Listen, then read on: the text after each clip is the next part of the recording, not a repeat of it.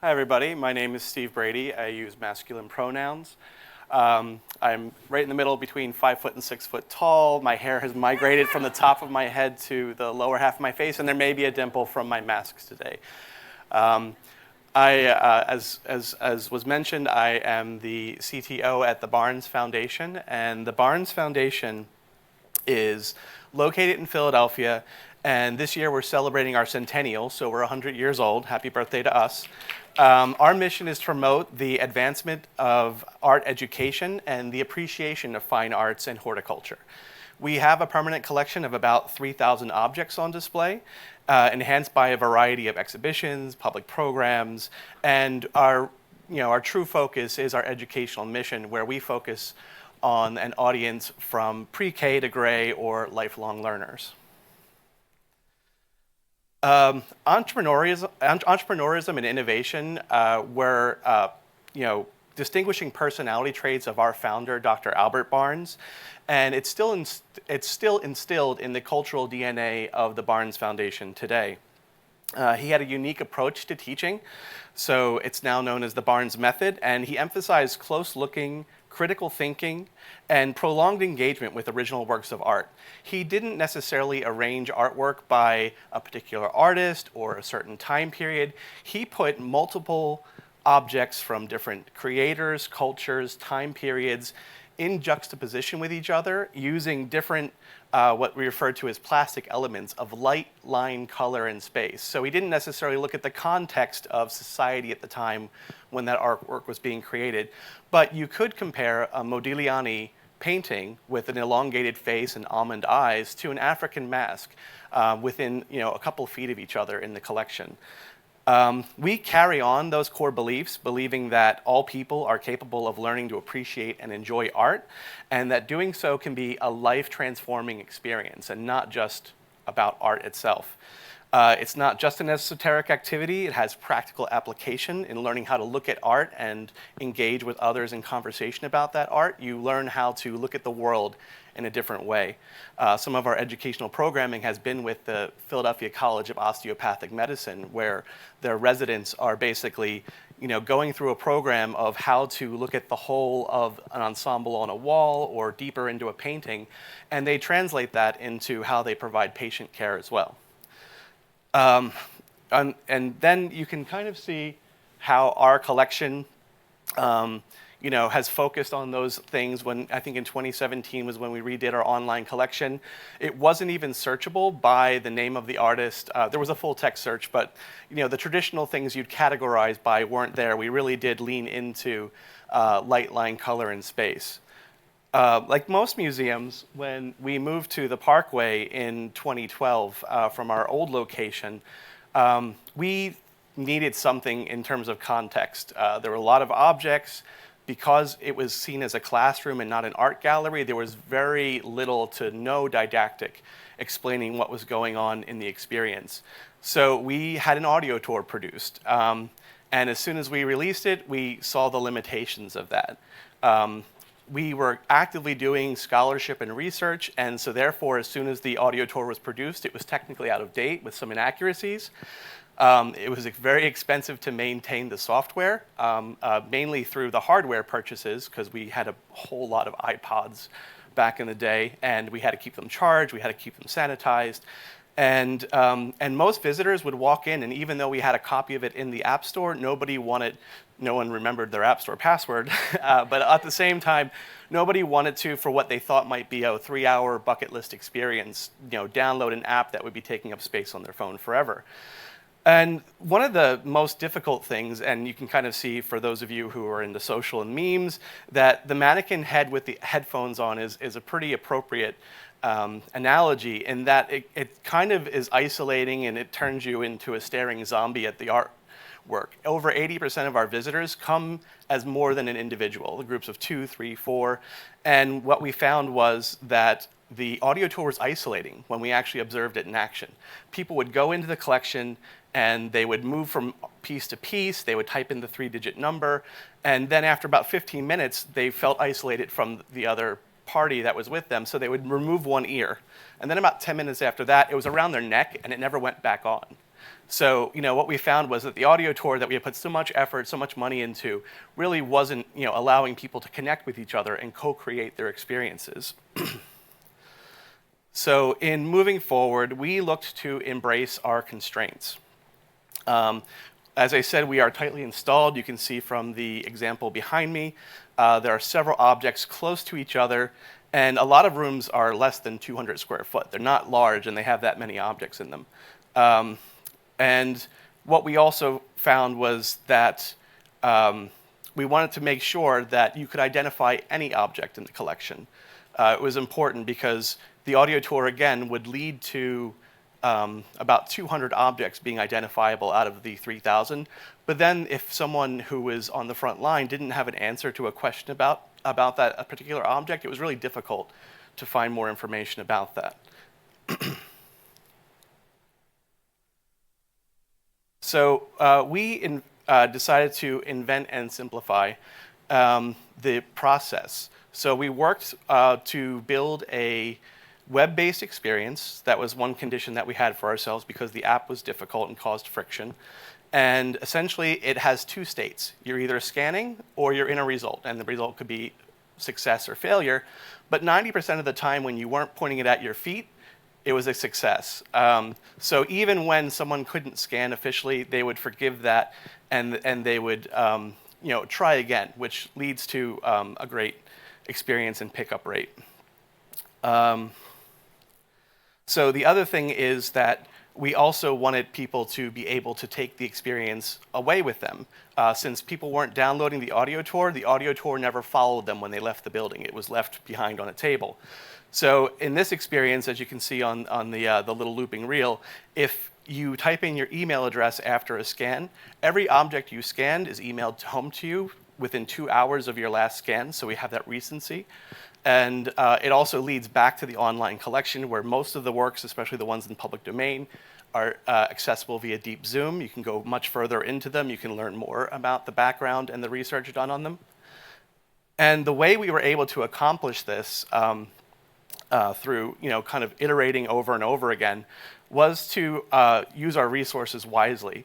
So prior to the Barnes Focus experience being released, we had redone our collection, as I pointed out earlier, and we used the database behind that collection to empower the data that went into Focus as well. So we always took what our current base of what we had available to us was, and then we followed what's referred more to in education as the zone of proximal development, where we said, what's the next ring? What's the next layer of the onion or ring of the tree that we can take what we have, add something iterative to it, and then end up with the next result? And that's how Barnes Focus was able to be so successful in such a short time frame. And we experimented early on with being able to use a custom image search engine, which didn't work. And then we said, well, here's something that's going to be cheaper for us to run in the long run.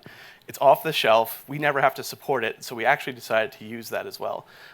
Credit also goes to the Hirschhorn, who at the same time was developing the Hirschhorn Eye. And they used the same engine that we did with really great success. So we had a long and deliberate soft launch of Barnes Focus. We were constantly, in addition to the quantitative feedback we were getting from the app data itself, we were always surveying folks, asking them their opinion, what was the best part, what was the worst part, always trying to see what the friction was and remove that from the experience. And we also would follow up post-visit and say, what part of it, did you get the email? Did the email, was it enough? Was it too much? Like, where was the sweet spot for our guests? And so we ended up testing this, kind of, changing the wheels on the bus as it's going down the road for about 9 to 12 months. We were very deliberate and specific about it. And so we got to the point where it was, from the customer's point of view, it was simpler, it was better, and we'll go on to some numbers. So I might have to turn around for this. So the pickup rate is greater than 80% right now. So when we compare our admission tickets in a day to the number of people who use the app, and it's a web-based app, so you always have to worry about web crawlers and phantom numbers, but these are people who actually submitted photos. So they're real sessions and not just phantom hits against the website. And then also, as I mentioned earlier, the scan success rate is 91%. It was critical for us to have a very successful default experience which allowed for the end user to forgive a bad experience temporarily. And you can also see that we wanted to go with the restriction that we put upon ourselves was having an accurate result in less than 3 seconds. If you don't get a result at all in 5 seconds, you're returned to the scan failure, try again screen. But the fact that in 2.7 seconds you got an accurate, true result meant that people were able to forgive the 1 out of 12 times where they didn't get the result that they expected to. We also saw, again, compared to the audio tour, engagement was longer on average. That's an average engagement. We do have a full spectrum, which is great to see in the numbers. We have the dabblers who will try it 2 or 3 times and say, you know what, I don't need this experience, I just want to experience the art, and they're welcome to do so. And then we have on the other end of the spectrum what we refer to as the collectors, and they would scan as many objects as they could, especially knowing that they get an email back. And then we also qualitatively gauged for ease of use and educational outcomes, and essentially we got 9 out of 10 on both of those scales. And we even saw, as we did some further iteration, that occasionally ease of use would go down and with new features, and so the simplicity of the experience and the lack of friction was really important to everyone.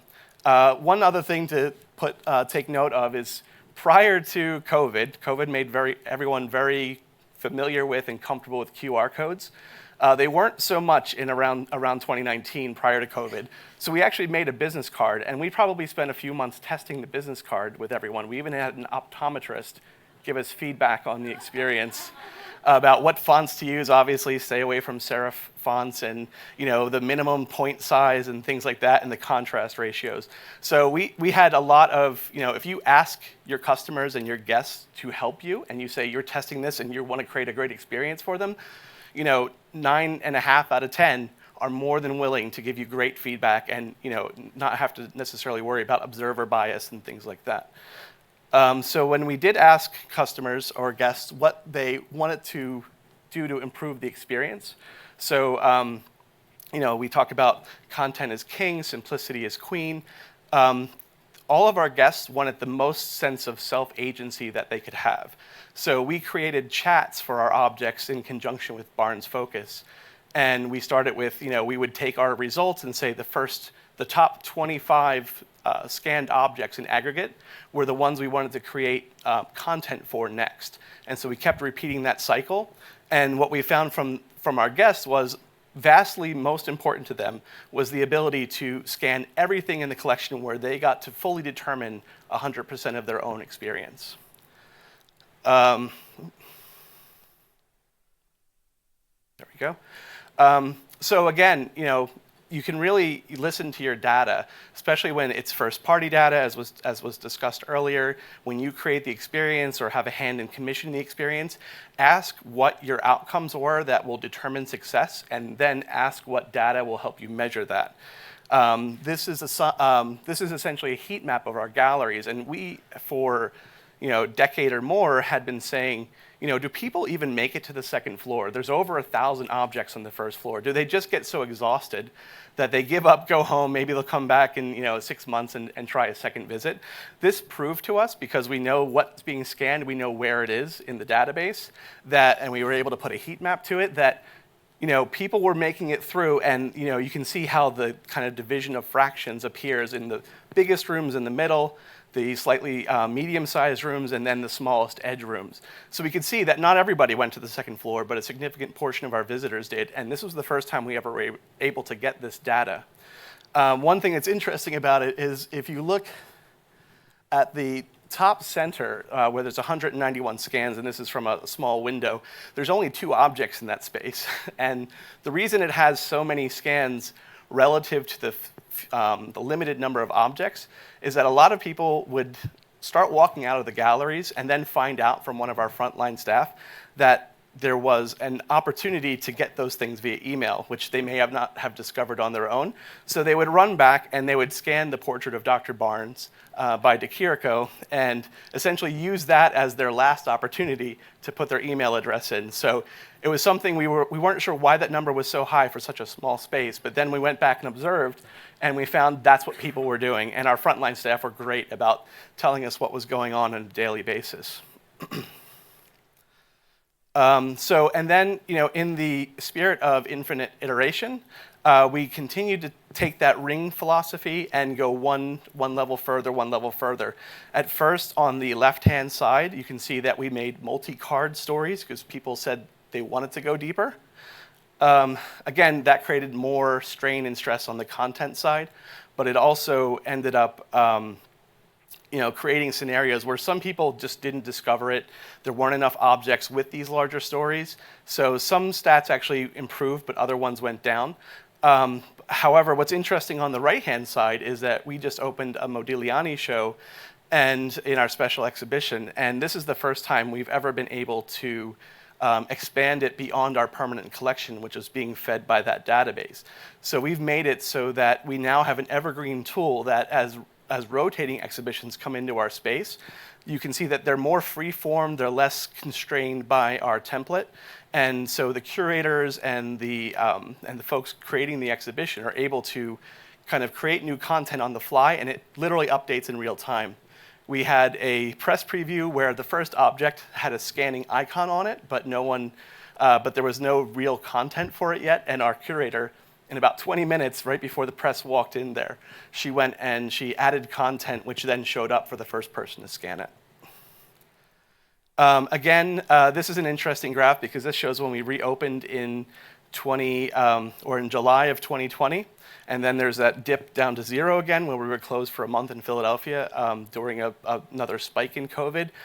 But you can see here in the long term of this graph, and even the exploded version of the last few months, where when we keep seeing more and more engagement with the experience as our staff learns how to communicate better about it, as we add more ability to scan and more agency to it with the exhibition content, that number just keeps increasing and increasing. So these aren't my kids, but it's a CC0 license. So one of the things is this was graciously funded in part by the Knight Foundation. And we have open sourced the code for this, and we've talked to lots of institutions, but we find a lot of times that institutions are either too large and don't have internal alignment. So one department might not want it, but the other departments they rely on can't implement or won't implement. Others are too small and they feel like they don't have enough resources to implement on their own. So what we think is a model that we can start pursuing in the future is to basically treat this as a SaaS platform for other organizations. So nearly at cost, we'd like to be able to provide the ability to have your own version of Focus in your space, because you can write your own content at any time. It's now decoupled from the permanent collection database, although we could help you tie it into that. And we'd like to pursue that model. I've got a couple minutes left, and so in the immortal words of Steve Jobs, one more thing I want to touch on very quickly. So we really do focus on having a great experience from the first time you come to our website, to purchasing a ticket, to being on site, to the post-visit experience. But as everyone has pointed out earlier, behaviors have changed. Things, people are not acting the same way they did in 2019. And a lot of us have found that digital is not going away in digital engagement. So we had a really great success with our online courses. And as soon as the pandemic hit, we were ready to go online with our educational mission. But we noticed some friction in Zoom or Teams and things like that. So this is a sneak preview, you're the first public group to see it, that we're creating a new learning experience platform. And just to preface, you can see on the left side is the teacher view, on the right side is the student view. And in Teams or Zoom, you really are just getting, when you're getting a screen share, you're getting a compressed, artifacted video, 10 frames per second. Have you ever tried sharing a video through Zoom or Teams? So we created something where the high resolution object that the teacher sees is the exact same quality on the student's screen. And in real time, every action taken by the teacher follows the student. In addition, beyond walls, we have individual works where you can see down to the brushstroke. And what the teacher can allow is for the student to go into explore mode. And so the students have now agency on their own screen to all go in different directions and see what their interests them. So you can see here the student is moving around without the guidance of the teacher, and really quickly, We have the ability to do panoramas right now. This is all live prototyping, as well as 3D objects. So with that, if you're interested in this as well, please reach out. We'd love to talk to you about it. And with that, I would like to welcome Tara Gardner to the stage from the LA Philharmonic.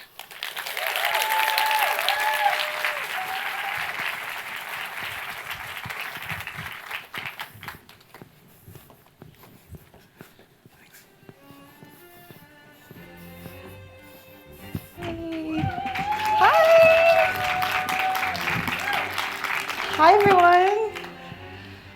Hi, my name is Tara Gardner. My pronouns are she, her. I am a white woman in her early 30s. I have dirty blonde hair with a framing of my face with a blonde streak. I am wearing a mustard yellow suit with some leather shoes. And I am the digital marketing manager at the LA Phil, the Los Angeles Philharmonic, hence the California love you just heard. The LA Phil is a music organization home to one of the world's most outstanding orchestras. We have the mission to present events and serve a community that is as diverse as the city as we reside. I'm super thankful to be here today on behalf of many talented and curious individuals at my organization and on the LA Phil digital team in particular. Remember this? This is, of course, the game Snake. It was included in the 1997 release of the Nokia 6110 PDA. Many consider it to be the first mobile app. Since then, the Apple App Store has come to house over 3.7 million apps, and the Google Play Store has over 2.3 million. Apps are everywhere. And maybe if you haven't noticed, or maybe you're just trying to resist it, they're pretty integral to our everyday lives. When I arrived at the LA Phil 5 years ago, we had apps for our two current existing venues, and we were kind of wondering if we should continue to invest in them, continue to have them. And personally, I wasn't too keen to keep our apps. We had just rolled out a brand new, beautiful, mobile-friendly, responsive website, and I thought maybe wasn't that enough? Had we invested enough time and energy to make our mobile apps good? Maybe we kind of missed the boat on app adoption altogether. But then I started to think about the apps I use in my daily life and the ones that I use every day, or even the ones that I use from time to time to make those other tasks a little bit easier. And I kind of started to rethink my stance. I'll show you a few of my favorite apps right now. This is called Marco Polo. It's an app I discovered in 2020. Yes, I was using it to communicate and send videos to my family. It was super simple for my parents to kind of grasp how to use. There's really no settings. You kind of open it up, find the person you want to send a video to, and that's sort of it. There's like 3 reactions, like super lo-fi that you can give people. My friends were using it with their family members too, so we started using it together. And here you can see my friend's dog Sully eating a chip. So cute.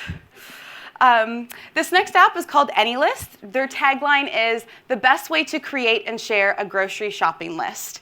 And that's it, like simple as that. I wouldn't be caught dead in a grocery store without this app. While this app, has more customizable features than Marco Polo, it really does a lot of the thinking for you. You can kind of categorize, or anything that you add, it categorizes it for you to where it's laid out in the store. You can share it with your friend, with your shopping partner, and they can add things to it as well. My shopping list is usually not this healthy. I don't know if but I'm just trying to impress you. And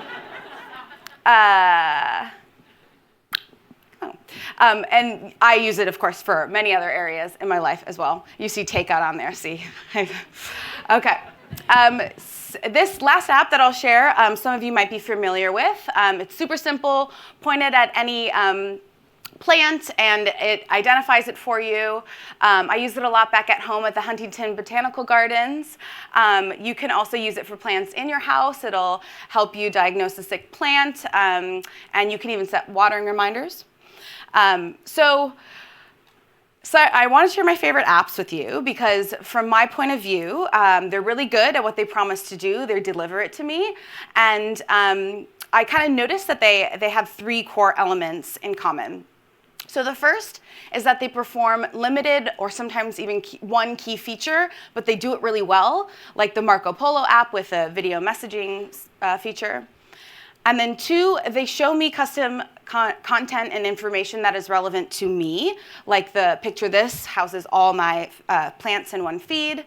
And then last, is it going? There we go. Yay, surprise! They have, by way either of like the content that's available on the platform, like a video message from a loved one, or by surprising features, they give me joy when I use them. So how does this relate to my organization's mobile apps? My organization's websites, while they might spark joy, sure, for some users, they don't have the ability to speak to only one person or one part of our community, nor can they serve you at one particular point in your journey. So we've found in our mobile apps, though, the opportunity to focus on a specific point in that user's journey, a very important part of the user's journey, and customize it to meet them where they are. So all of that being said, I do think now that our audiences could benefit greatly from mobile apps. So let me give you a little introduction of our venues at the LA Phil for a little bit of context. This is the Walt Disney Concert Hall. It is located in downtown Los Angeles. It seats approximately 2,260 people. We do concerts at the concert hall from September to June. We call this our winter home, if we had a winter, I guess, but we still call it our winter home. And we're coming up on 20 years in this venue's existence. Next season. This is the iconic Hollywood Bowl. It's an outdoor amphitheater located in Hollywood, of course. It seats 17,500, and the bowl season runs from June to September, and we just celebrated our centennial season last year. And then the most recent addition to the LA Phil family is the Ford. It's located just across the 101 freeway from the bowl, and it's also an outdoor amphitheater. The Ford seats 1,200. It operates from June to October, and the Ford is also over 100 years old. So combined, we present over 250 concerts and community events each year. We have a wide range of genres, as you can imagine. Of course, classical, we've got jazz, theater, pop, rock, everything in between. We have currently 3 mobile apps, one for each of our venues. And we've built our apps to scale, so they're all architecturally similar. The majority of the app examples I'll be sharing with you today are going to be from our LA Phil Walt Disney Concert Hall app. So today, I'll show you how we've leveraged our mobile apps to aid and amplify on-site customer experience. I'll be sharing our process and philosophy on product development. I'll be sharing some of my favorite features, as well as some learnings we picked up along the way. So a quick sidebar. I know my organization might be larger than some of the ones here today or streaming, but some of the resources that I might have from time to time might not match up with everyone's, but I wanted to share with you our philosophy on product development and also share the 3 core elements of what many successful mobile apps have, and hopefully you will be able to see that having and building a mobile app can be more attainable than you'd think. So let's get into it. Something that my team always layers in when we're developing new digital products or we're working on a larger digital deployment is a phased approach. We don't try to fool ourselves or our stakeholders by promising that every single feature will be ready right at its first launch. My organization can be pretty ambitious, and I'm sure many of us have that in common. So there's so many things we want to solve for when we're building something new. Small, big features that it's just really not possible to do them all right away and do them super well right away. So we've set ourselves up for success while giving ourselves just a little bit of grace by developing a phased approach. This breaks out features along the way. So yes, us Angelinos can be pretty zen. So for this project, in phase 1, that included deploying features that simplified the more confusing or convoluted parts of attending a concert. We surfaced the need-to-know items in these features. So those are like the things like getting to the concert venue, pre-concert events, safety information, of course, what to eat during the show, what to drink before, after, and of course, accessing your digital tickets. For phase two, For phase two, we worked on expanding the core functions, of course, is a super important part of, sorry guys, this is not moving. Okay. Well, okay. Phase two was expanding a lot of the core functions of the apps. A very, very important part to get all those core functions correct. And in phase two, we also we've been working on developing digital ticketing and ticket sharing. Super important feature. It has taken a lot, and we knew it was going to, so we dedicated space for that in our roadmap. We just finished our second season with the mobile apps, or we're currently in our second season with the mobile apps, so we are actually in phase two of development currently. And then the last phase is with this theme, the theme of this year's boot camp, infinite iteration. So we are going to be building off of our two first phases, the core foundation that we've created for ourselves, and work on deploying and designing new features. One of the things that we're really going to be focusing on is digital program notes for obvious reasons.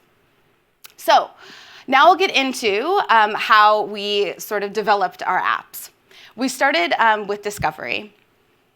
So in this step, the core team went out to each of our venues and literally attended concerts, and we mapped out the customer journey. We noted the important points in the customer journey and also any pain points that might come up. We also brought in key stakeholders, and we walked them through the whole journey and kind of to garner any further thoughts that they had or observations that they themselves had coming to our venues as well. Of course, they know our venues pretty well. It was really important when we brought in our stakeholders that we had a lot of the legwork done already, so it wasn't too much of a burden to ask for their participation. We also made sure to take care to give everyone a great overview of the project so they totally understood what we were trying to do, and also reiterate their participation in it. Our stakeholders included leadership, the board. We had patrons, a healthy mix of all the different types. Our venue operations team was really important, as well as we've continued to work with our audience services team. We also had to work on who we were building the app for. So, of course, at first we thought build the app for everyone, like solve for all the user journeys that exist. But remembering what makes a good mobile app actually good, we decided to focus on the key features, or the features of them coming to the concert venue and doing them well. So moreover, as well, we also had to meet them where they were. So we knew that 80% of our mobile users on our websites were iOS. So we broke that down further, and we first developed our apps for the iOS platform, and then we eventually rolled it out very soon after to Android.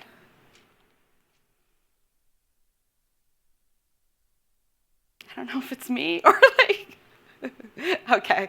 The next step was to take what we learned from discovery and brainstorm features and way to address that. So we knew we had to have features that surface the need to know, need to have items at a finger tap away.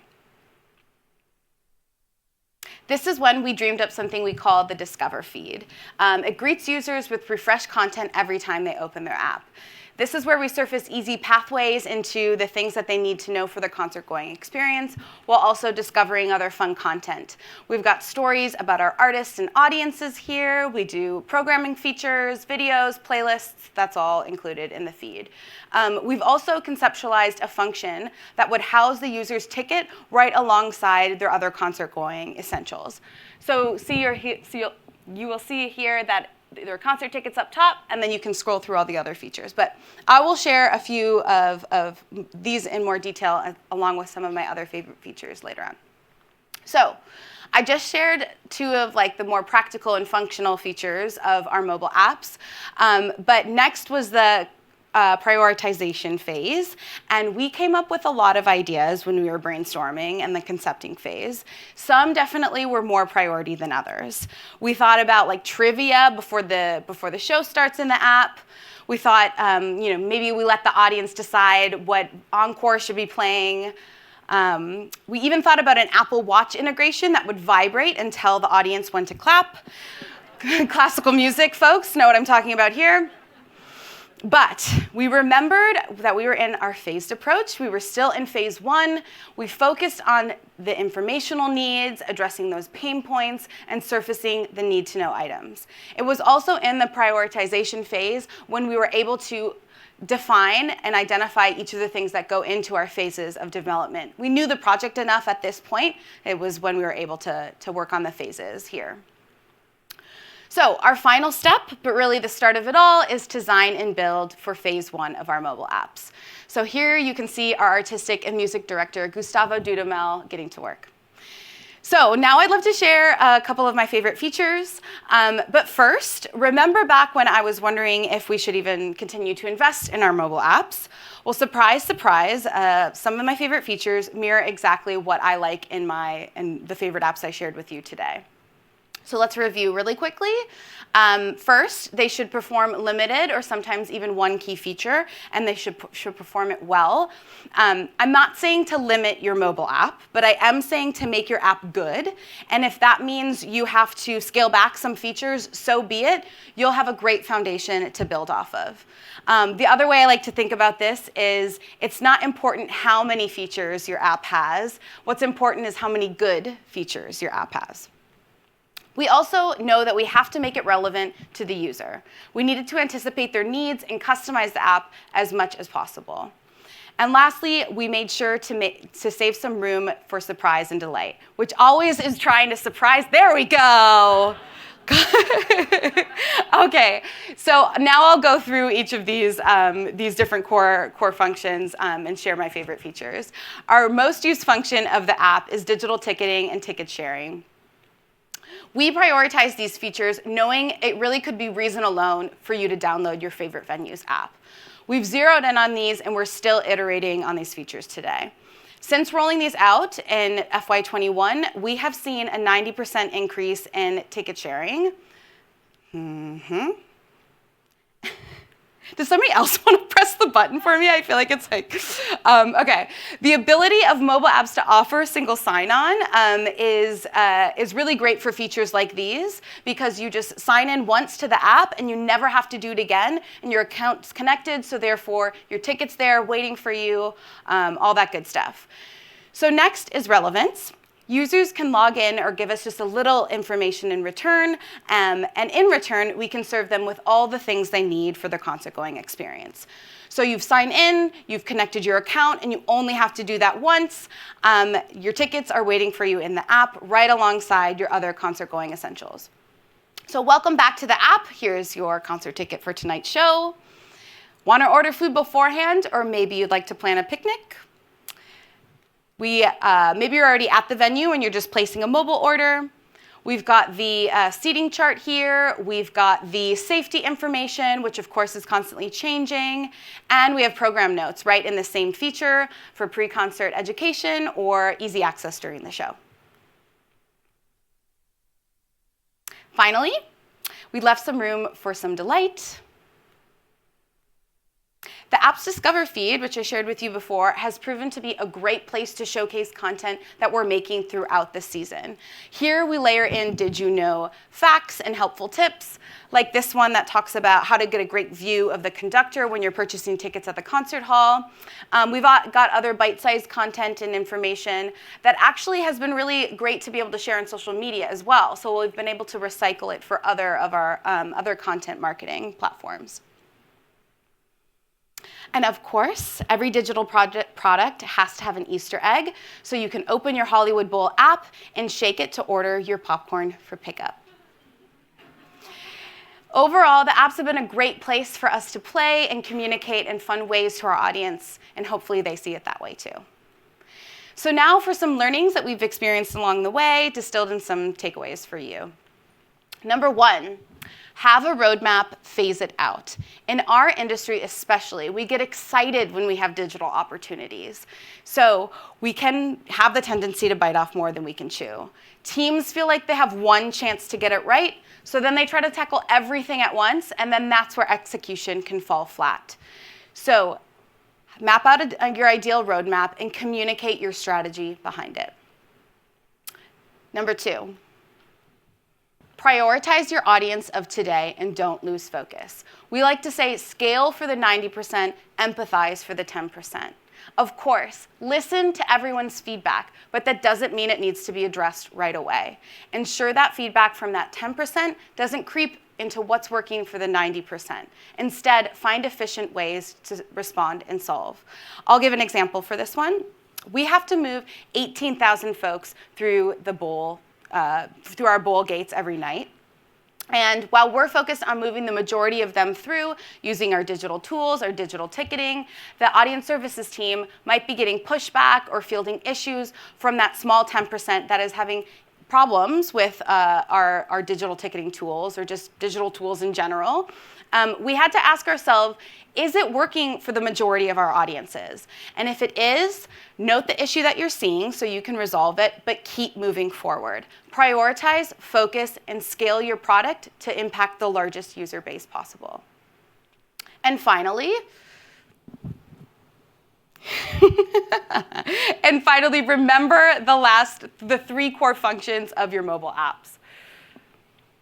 They should perform limited or sometimes even one key function, but they perform them very well. They make it all relevant to the user, and they evoke surprise and delight when you use them. Thank you.